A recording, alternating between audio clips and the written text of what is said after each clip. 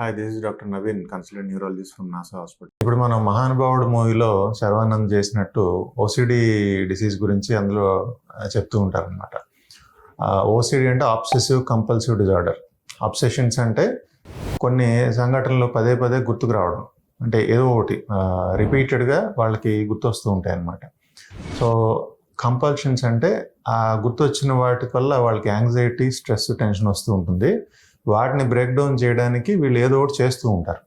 So అంటే రిపీటెడ్గా గొళ్ళెం పెట్టడం కానీ, రిపీటెడ్గా క్లీన్ చేయడం కానీ, ఇట్లాంటివన్నీ కూడా ఏంటంటే కంపల్షన్స్ కింద వస్తాయి. అబ్సెషన్స్ అంటే ఏదో ఒక విషయం ఒకదాని గురించి రిపీటెడ్గా ఆలోచనలు కానీ, కొత్త వాళ్ళకి ఇమేజెస్ కనిపించడం కానీ, ఇట్లాంటివి రావడాన్ని ఓసిడి అంటాం అనమాట.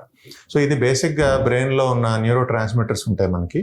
So different neuro transmitter levels fluctuate కావడం వల్ల బ్రెయిన్ ఆ విధంగా రియాక్ట్ అవుతుంటుంది. సో దీనికి ఇనీషియల్గా ఐడెంటిఫై చేసినట్టయితే సింపుల్ సైకోథెరపీతో తగ్గిపోతుంది.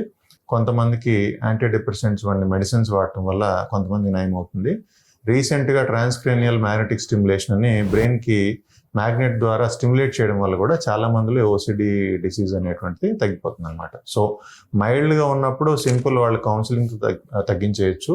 కానీ రిపీటెడ్గా చేయడము, దానివల్ల వాళ్ళు బాగా స్ట్రెస్కి లోన్ అవుతున్నట్టు ఉంటే కనుక సైకియాట్రిస్ట్ కానీ న్యూరాలజిస్ట్ కానీ చూపించుకొని సరైన మెడిసిన్ తీసుకున్నట్టయితే చాలా వరకు దీన్ని మనం కంట్రోల్ చేసుకోవచ్చు. For further health updates, subscribe, like, share.